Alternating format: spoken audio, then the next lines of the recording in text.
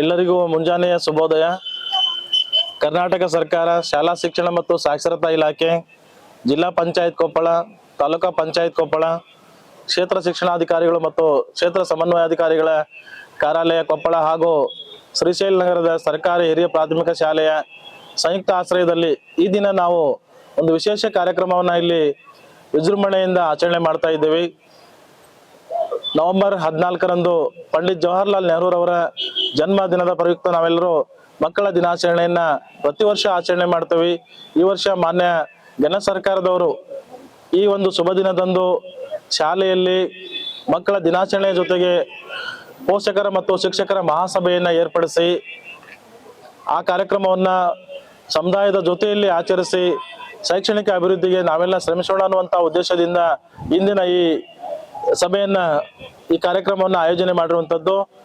ಈ ಕಾರ್ಯಕ್ರಮದಲ್ಲಿ ಉಪಸ್ಥಿತರಿರುವಂತಹ ಈ ಶಾಲೆಯ ಮುಖ್ಯೋಪಾಧ್ಯಾಯರೇ, ನಮ್ಮ ಈಶಿಯವರವರೇ, ಅಕ್ಷರ ದಾಸೋಹದ ಸಹಾಯಕ ನಿರ್ದೇಶಕರೇ ಹಾಗೂ ಈ ಕಾರ್ಯಕ್ರಮದ ಕೇಂದ್ರ ಬಿಂದುಗಳಾಗಿರುವಂತಹ ಈ ವ್ಯಾಪ್ತಿಯ ಎಲ್ಲ ಪಾಲಕ ಪೋಷಕರೇ, ವಿಶೇಷವಾಗಿ ಸರ್ಕಾರದ ಒಂದು ಘನ ಉದ್ದೇಶ ನಮ್ಮ ಶೈಕ್ಷಣಿಕ ಅಭಿವೃದ್ಧಿಯಲ್ಲಿ ಕೇವಲ ಸರ್ಕಾರ ಮಾತ್ರವಲ್ಲ, ಸಮುದಾಯದ ಪಾಲ್ಗೊಳ್ಳುವಿಕೆ ಮುಖಾಂತರ ನಾವು ಬೃಹತ್ತಾದ ಬದಲಾವಣೆಯನ್ನ ತರಲಿಕ್ಕೆ ಸಾಧ್ಯ ಇದೆ ಅನ್ನುವಂತ ಒಂದು ವಿಶೇಷವಾಗಿರುವಂತಹ ಕಾಳಜಿಯನ್ನ ಸಮುದಾಯದ ಜೊತೆಯಲ್ಲಿ ನಾವೆಲ್ಲ ಸೇರಿ ಹಂಚಿಕೊಳ್ಳುವುದರ ಮುಖಾಂತರ ಶಾಲಾ ಶೈಕ್ಷಣಿಕ ವ್ಯವಸ್ಥೆಯಲ್ಲಿ ಬದಲಾವಣೆಯನ್ನ ಮಾಡಬಹುದು.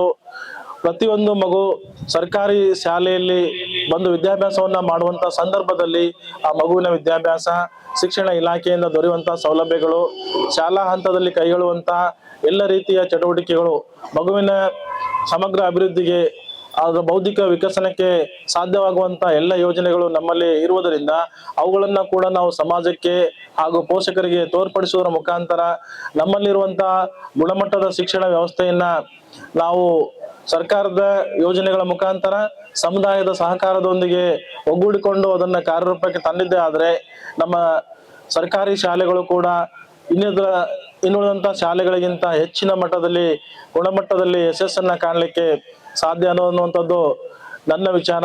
ಇದೇ ಆಲೋಚನೆಯನ್ನ ನಮ್ಮ ಈ ಶ್ರೀಶೈಲ ನಗರದ ಮುಖ್ಯೋಪಾಧ್ಯಾಯರು, ಸಹ ಶಿಕ್ಷಕರು, ಪೋಷಕರು ಅತ್ಯುತ್ತಮವಂತ ರೀತಿಯಲ್ಲಿ ಕಾರ್ಯಕ್ರಮವನ್ನು ಆಯೋಜನೆ ಮಾಡಿದಾರ ಹಾಗೂ ಎಲ್ಲ ಪಾಲಕರು ಮತ್ತು ಪೋಷಕರು ಸಮುದಾಯದವರನ್ನ ಒಗ್ಗೂಡಿಸಿಕೊಂಡು ಶಾಲೆಯಲ್ಲಿ ಅದ್ಭುತವಾಗಿರುವಂತಹ ಬದಲಾವಣೆಗಳನ್ನ ಮಾನ್ಯ ಮುಖ್ಯೋಪಾಧ್ಯಾಯರು ಮತ್ತು ಸಹ ಶಿಕ್ಷಕರು ಮಾಡಿರುವಂತದ್ದು ಇದೇ ಒಂದು ಉದಾಹರಣೆ.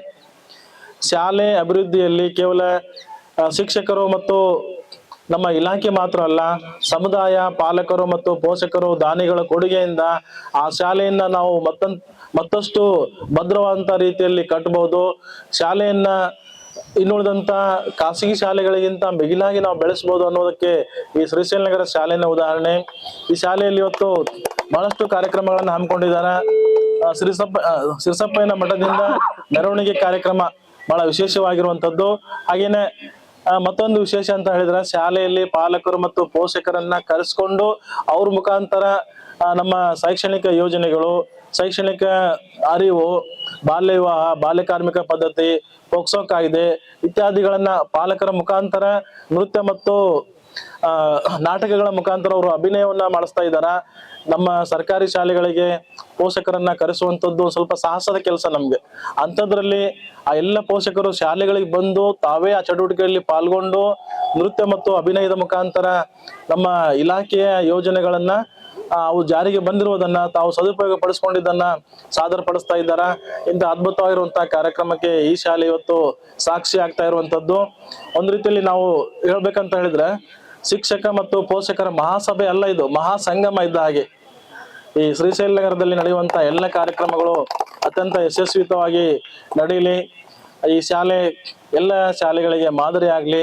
ನಮ್ಮ ಇಲಾಖೆಯ ಎಲ್ಲ ಯೋಜನೆಗಳು ಅತ್ಯುತ್ತಮವಂತ ರೀತಿಯಲ್ಲಿ ಕಾರ್ಯರೂಪಕ್ಕೆ ಬರ್ಲಿ ಅಂತ ಹೇಳಿ ಈ ಸಂದರ್ಭದಲ್ಲಿ ಹೇಳ್ತಾ ನನ್ನ ಮಾತುಗಳಿಗೆ ವಿರಾಮ ಹೇಳ್ತಾನೆ. ಜೈ ಹಿಂದ್.